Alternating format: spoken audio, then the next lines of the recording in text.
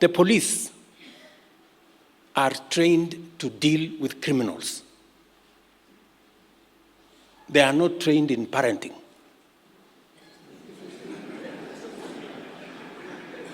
So, if you surrender your children to the police, what do you expect? Please. Every parent, including me, I take time to parent my children, and so must everybody. Sindio jameni? Yes. So, hey, Mr. President, hata kama syllabus ilibadilika, even though the syllabus has changed, how can you tell us that the police are not trained to be parents or to do the parenting work? Are they not parents themselves? And again, the last time we checked the training syllabus sounded something like this. I'm going to read it to the Kenyans so we try to understand what were you really talking about, Mr. President?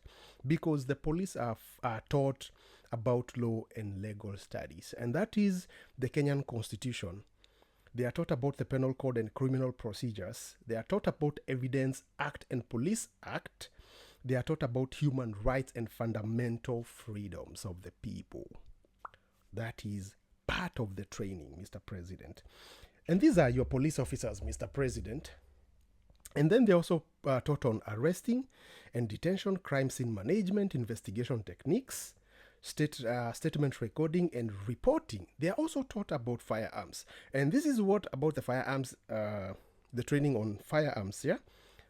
Safe handling and use of firearms, marksmanship, of course, that one is supposed to be there, and rules of engagement.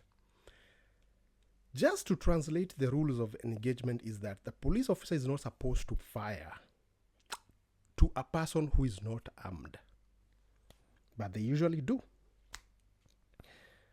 And then they are taught on discipline and ethics. This is where they learn about the police code of conduct, professional behavior, and integrity. The only thing that our police officers lack, professional behavior and integrity. They lack that. And then they also taught on anti-corruption awareness. The most corrupt government arm is the police unit.